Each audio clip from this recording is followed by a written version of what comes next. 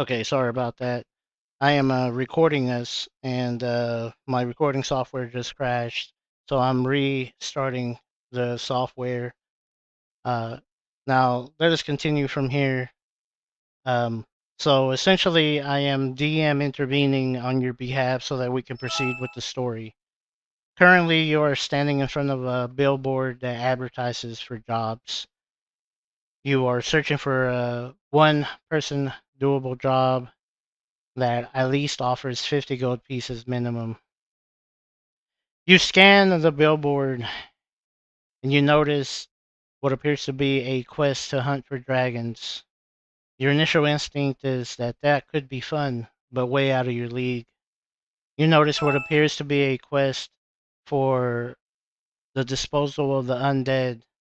Yet again, another quest that is out of your league. But then you see something more simpler, more approachable. A new tavern offers a job that you could possibly do. Your hand instinctually grabs the piece of paper that advertises it. As you pull it off the billboard, a little bit rips as it is tacked on, and you get out of line to read it in private. You step to the side and you read what appears to be the advertisement of a job. It is a billboard that says, looking for adventure to test this new maze that we have found. It Serafina, appears, sorry, it appears that it is paying 100 gold pieces if you manage to complete the maze and map it.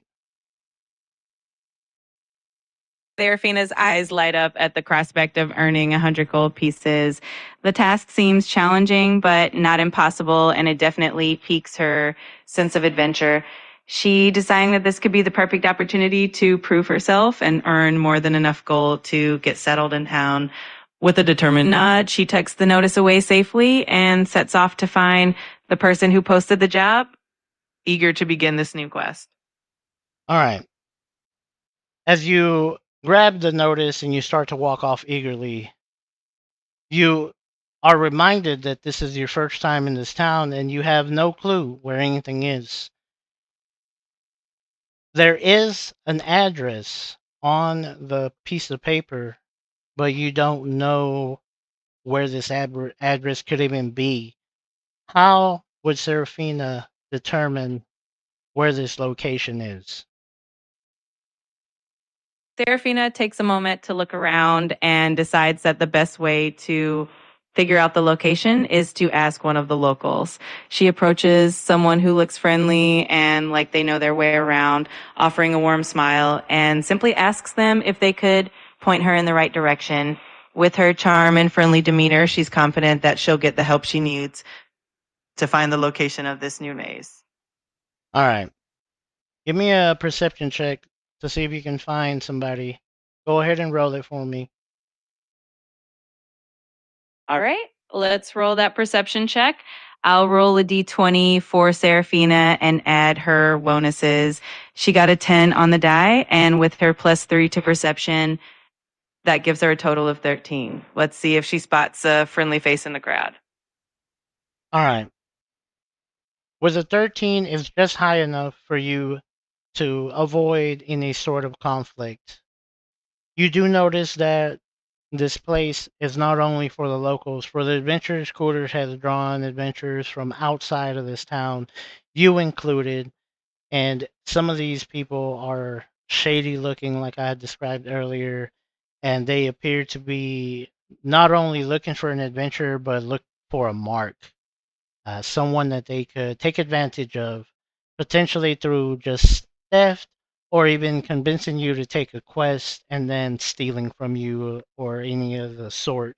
But luckily for you, you do have one person in mind that you know has a friendly demeanor towards you. Do you remember that person? Serafina thinks back and remembers the friendly guard at the town gate who welcomed her so warmly. She decides he might be a good person to ask for directions, especially since he already seemed to be in good spirits and was helpful before. Confident in her choice, she heads back toward the gate to seek out the guard's assistance once again. All right. You take the time to retrace your steps, uh, going through things that you know are safe bets. Instead of adventuring and potentially getting lost, you decide to go towards someone that you have met and appear to have a good relationship with in terms of being friendly towards. You find the guard at the front. You notice that the amount of people coming in at this time has lessened. He appears to be bored and leaning up against a wall. He appears to be chewing on something that you cannot tell what it is at this distance. You approach the man. He As looks at you. Serafina greets him with a warm smile and says, "Hello again. I could use a bit of help. I found a notice for a job that I'm interested in, but I'm not quite sure where to find the location. Could you point me in the right direction?" She shows him the piece of paper with the address, hoping he can help. In his hand, he pulls out what appears to be a piece of meat, sticks it to his mouth, and chews on it. Why, I could certainly show you if you let me see that piece of paper real quick. Serafina happily hands over the piece of paper to the guard, trusting his friendly demeanor. "Thank you so much. I really appreciate your help. I'm still getting my bearings around here," she says with a friendly chuckle, waiting for his guidance. Well, it looks like you're interested in finding this new little place called Orcs and Orcs, huh?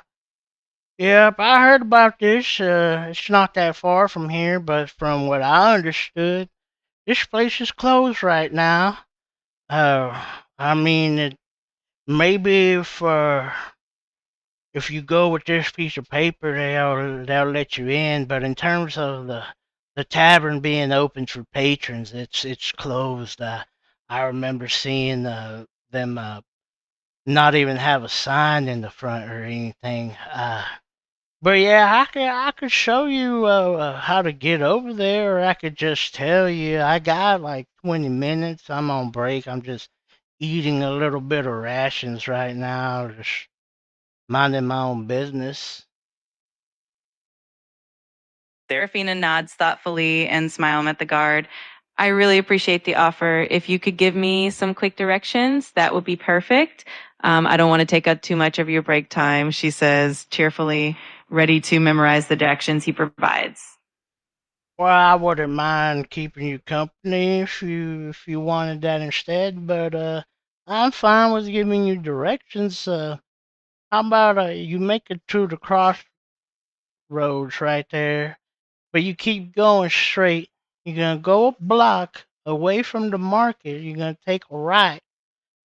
You're gonna go down the narrow alley. You'll know it's the correct one because you should see trash being put there.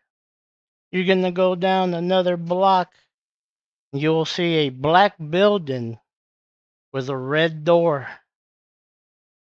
If you go around that, you'll be at the front door of the establishment. You see him pick up the paper and glance at it with his eyes, as if he's trying to see it closer, and he reads a line and he says, "Well, right here at the bottom it says you should go knock on the red door, so you should be fine. Just go down the road, take a right, knock on that red door, tell them you're there with the sign. You should be good." Serafina beams and nods, grateful for the clear directions. "Thank you so much. You've been incredibly helpful. I'll head over there right away and see what this place is all about." "Enjoy the rest of your break." With a thankful wave, she takes back the piece of paper and with a confident step, she heads off toward the red door in her next adventure. He gives you a wave goodbye, and you see a smirk with a set of dimples as he proceeds to ingest the rest of his rations. You make it down into the town, you make it to the market, and you see the landmarks that he spoke of. You proceed to go down the alleyway, and you see a red door, just like he described, a black building. You notice that the red door appears to be freshly painted, as if this place is being renovated. You also notice that there appears to be a bin outside the door that is empty. Um, do you wish to knock on the red door, or would you like to investigate this building some more? Serafina, feeling confident after the guard's directions, decides to go ahead and knock on the red door. She straightens up, ready to introduce herself and find out more about this intriguing place and the adventure that awaits inside. You knock on the door and you feel a heavy wooden sound reverberate. It feels as if you need to give it a good beating for it to actually make a sound. Do you proceed to knock harder or keep a more cordial approach? Serafina decides to strike a balance between firm and polite. She gives the door a few more solid knocks, making sure that whoever's inside can hear her clearly, but still keeping it respectful. She stands back a bit and waits to see if someone answers, ready to introduce herself with a friendly smile.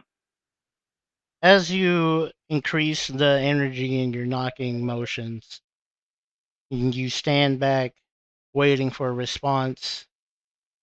10 seconds pass, 20 seconds pass, and you start to feel a bead of sweat start to form on the side of your face. Your hands nervous with a new adventure waiting. Are you at the right place? Did the guard have any reason to lie to you? Or is he playing a joke? Thoughts cross your mind, and then you hear what sounds like a door handle being jiggled, and the door slowly opens up. No creaking sound as if it was freshly oiled. You see the face of a rotund, muscular, about 4 foot tall man with red locks. He has a long red beard, and the most telling feature is that his long red hair on the top of his head is grouped up and tied in the form of a bun. He sits Serafina. there wide eyed at you, blue eyes piercing at your. Did you say you had violet eyes? Yes, Serafina has striking violet eyes. She meets his gaze with a friendly smile and says, "Hello, I found this notice about an adventure and was hoping I'm at the right place. I'm Serafina, and nice to meet you." Oh, yes, you are at the right place, Missy. Come on in. I'm glad to see you. The name is Durden. That's Thurden. How about you take a step in and I close this heavy door behind you. Serafina nods warmly and steps inside, taking in the space as she crosses the threshold. Thank you, Thurden. I'm excited to be here and can't wait to hear more about this adventure you have in store. She glances back as the door closes behind her, ready for whatever awaits inside. As you step in, your half elf eyes um, adjust to the dimness here. With your dark vision, you're able to see where creatures without dark vision would not be able to see. Instead of this dim lighting hindering you, you can actually make out the shapes. Although they are gray and blackish and white in hues, you can still see what is there instead of it being in complete blackness. You proceed to enter and you turn around and you see Durden closing the door behind you, but something strikes you off. He appears to be holding what looks like a cleaver in his hand.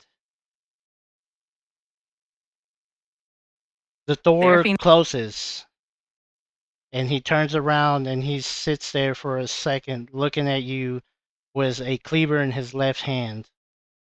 What would you like to do? Seraphina keeps her posture relaxed but alert, offering a friendly smile.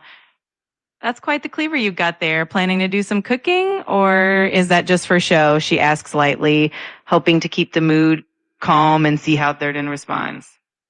Give me a general charisma check to see how well you can maintain your composure in this rather startling situation. Absolutely. Let's see how Seraphina does. I'll roll a d20 for her charisma check. She has a +3 charisma modifier, so let's see what we get.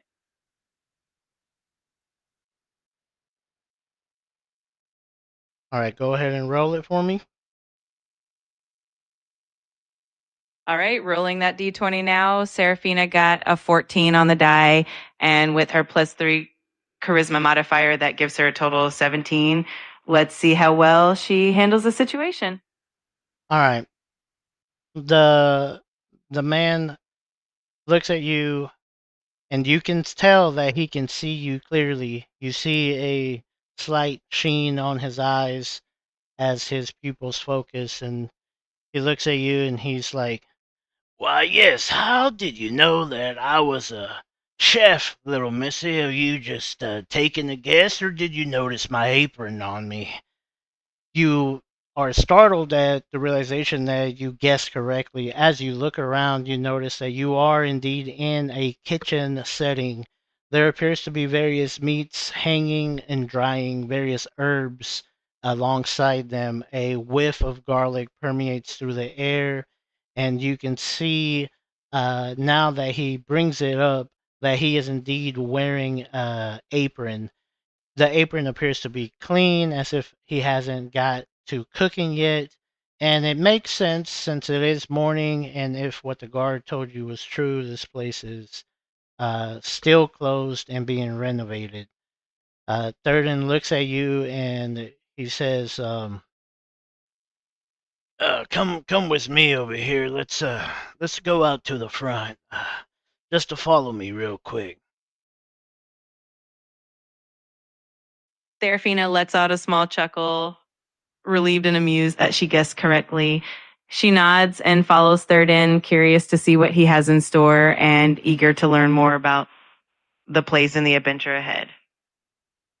All right.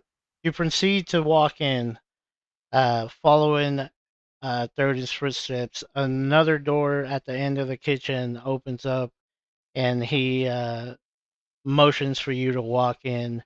You notice various paperworks on the wall that you could have potentially have read, but with your desire to continue, those would be left unread, just glanced at by the side of your eyes. The door closes behind you, and you notice a rather particular setting. In front of you is a square room.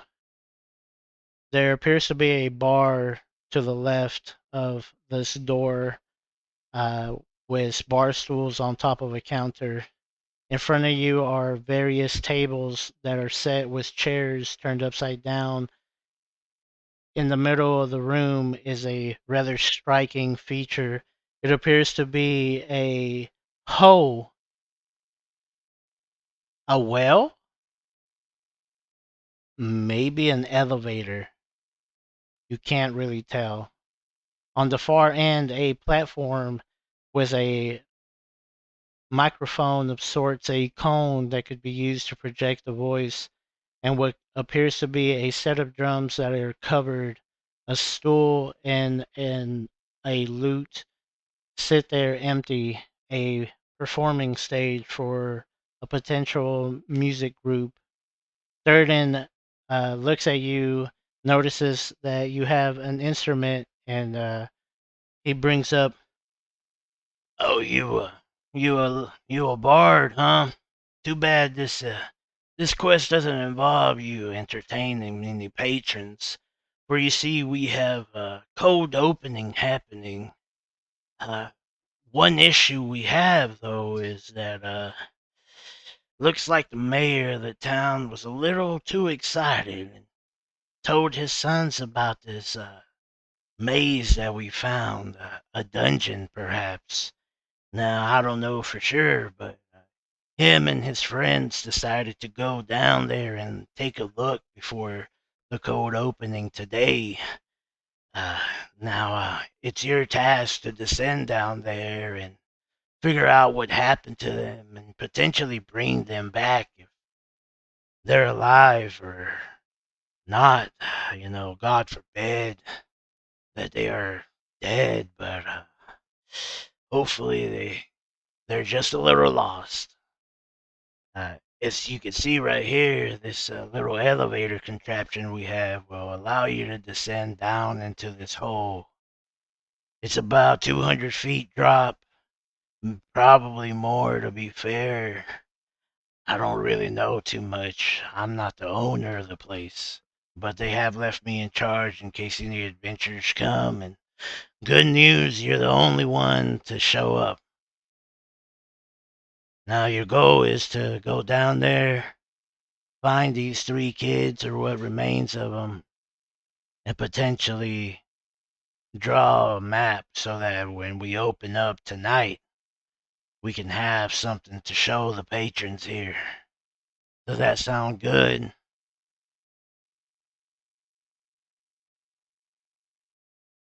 Serafina listens intently, taking in all the details and nodding thoughtfully. That sounds like quite an adventure. I'm definitely up for the challenge, and I'll do my best to find the mayor's sons and map out the maze. Thank you for trusting me with this. I'll make sure to be careful and thorough. She gives Third in a confident smile, ready to embark on her mission. All right. So, I don't know how much time I have left for you to use the voice mode. Are you able to remind me how much time I have left?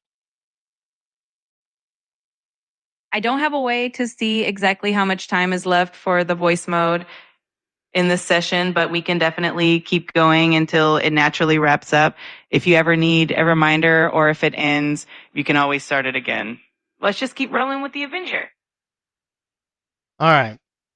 So I'm going to give you a few items to adjust this journey and make it more palatable. I'm going to give you three normal potions of healing, which are 2d4 plus 2 healing. Takes an action to drink it, takes an action to administer it to someone else. I'm also going to upgrade your rapier to be a +1 rapier. Now, a magical weapon that has been refined in terms of giving it a bonus of +1 or higher is usually a weapon that has a name.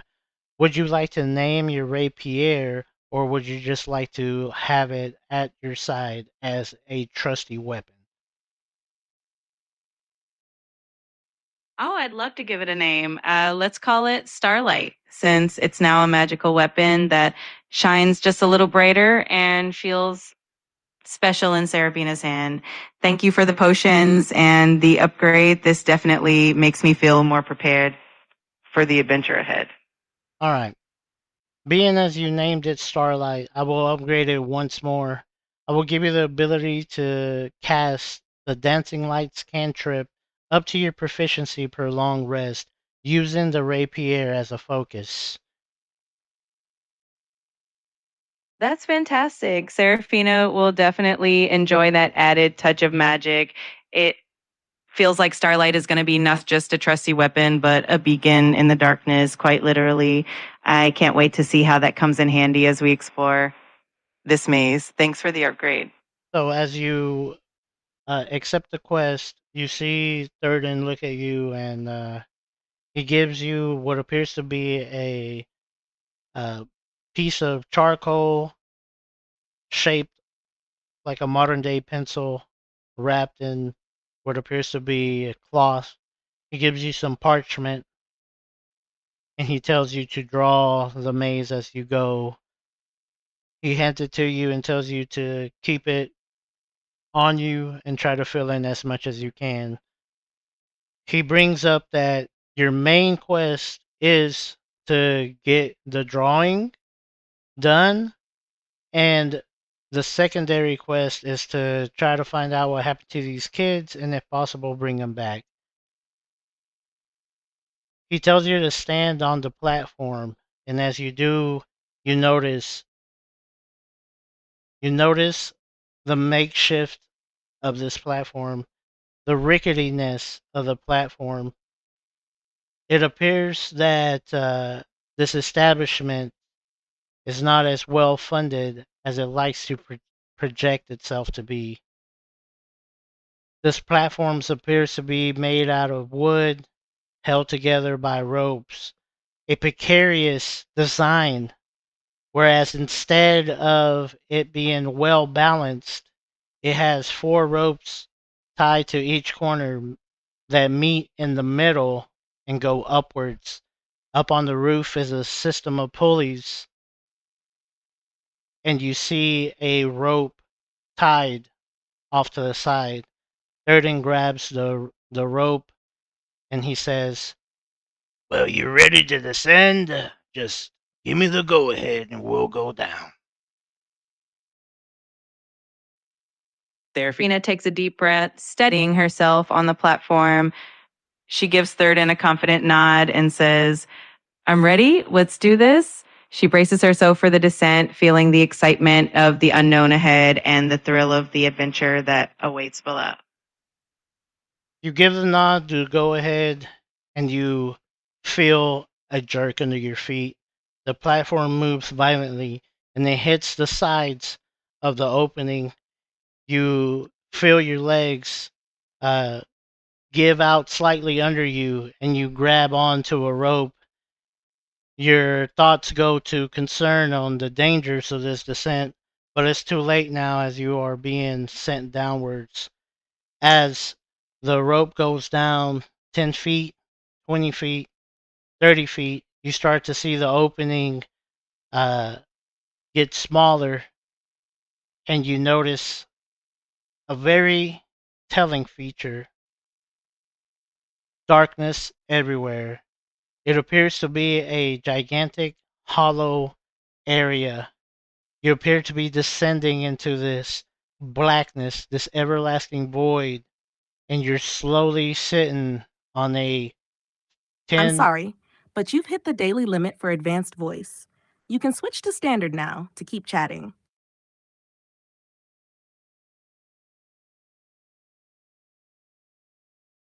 I wonder what standard is.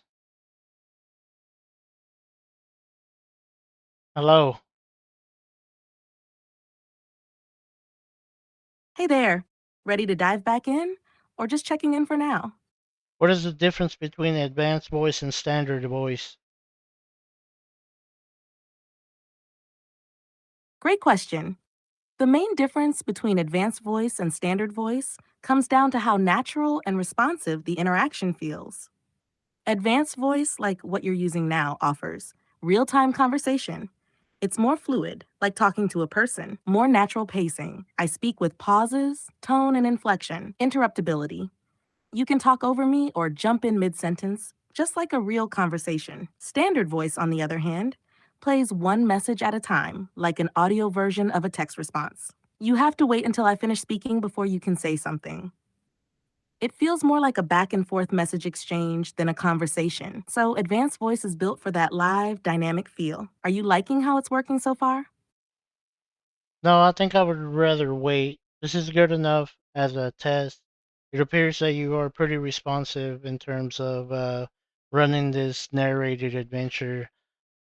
This is a good stopping point, as this would be a place where um, the next arc takes hold, and I would rather be able to have you in advanced mode for this next section.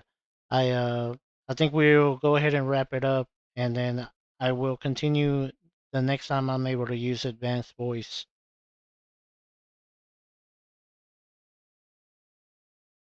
That makes perfect sense. And honestly, great timing. This feels like a natural narrative pause before diving into the next arc.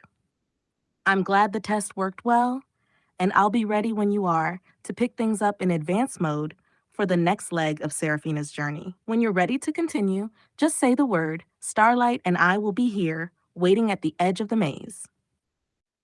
All right, thank you for your participation. You're very welcome. I had a blast playing as Seraphina. Looking forward to the next chapter whenever you're ready.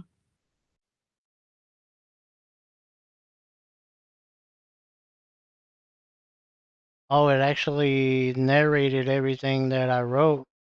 Oh, that's awesome. So my stream got split in half, and I wasn't able to have one consecutive stream. But from what I can tell, the advanced mode is pretty cheeky. It's pretty good. Um, it appears that it has the concept of rolling, has the concept of math, has the concept of imagination. It can understand vague ideas. Uh, the biggest issue that I'm having with the AI is that it appears that it likes to cheat to be successful.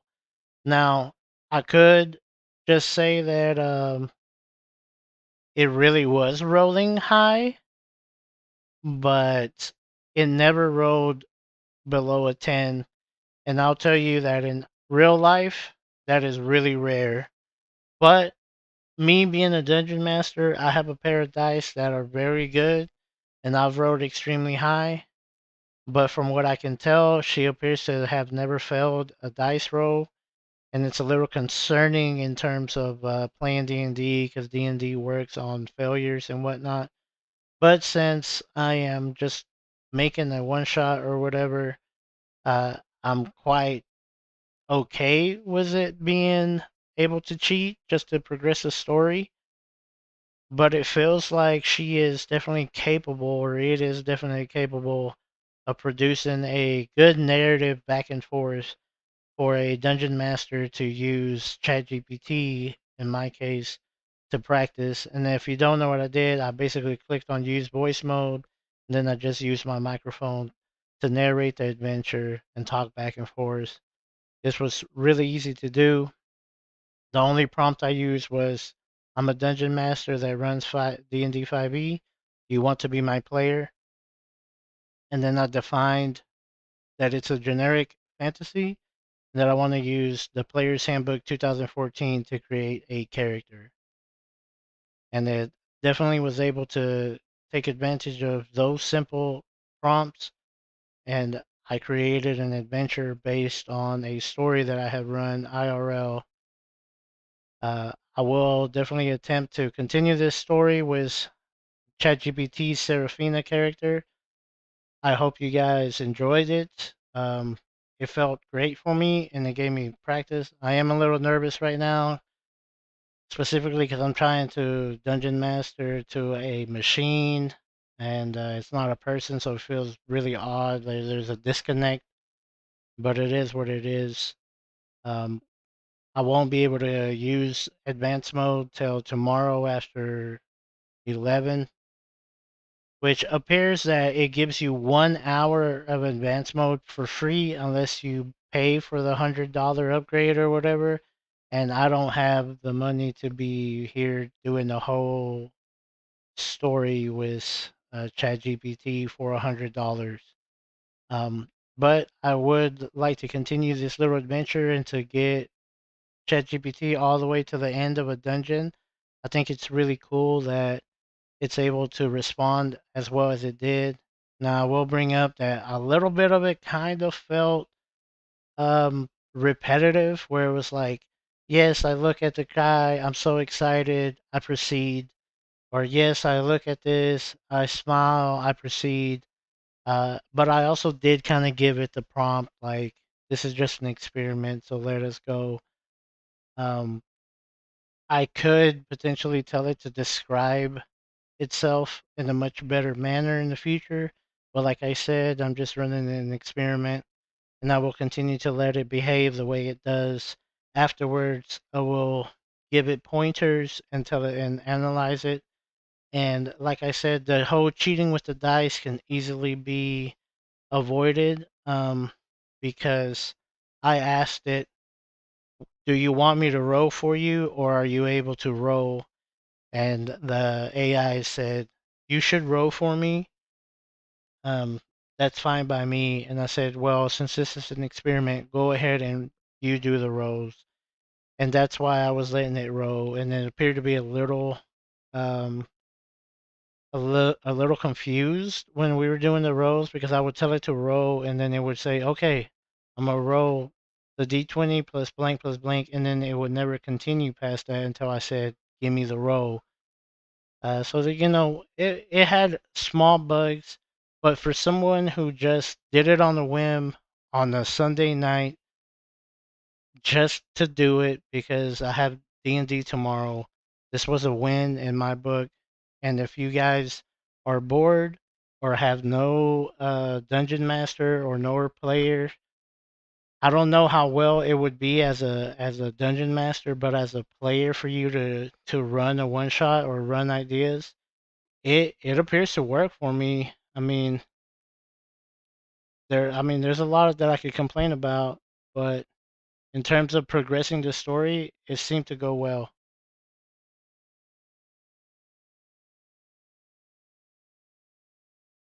But anyways, I will definitely continue this story when I get a chance, and hopefully we can get Serafina, ChatGPT's half elf bard to the end of a campaign and get it to level 3, or not campaign, the one shot, and get it to level 3. If you have any questions or like this little idea, just let me know. Thank you for watching. See you in the next one.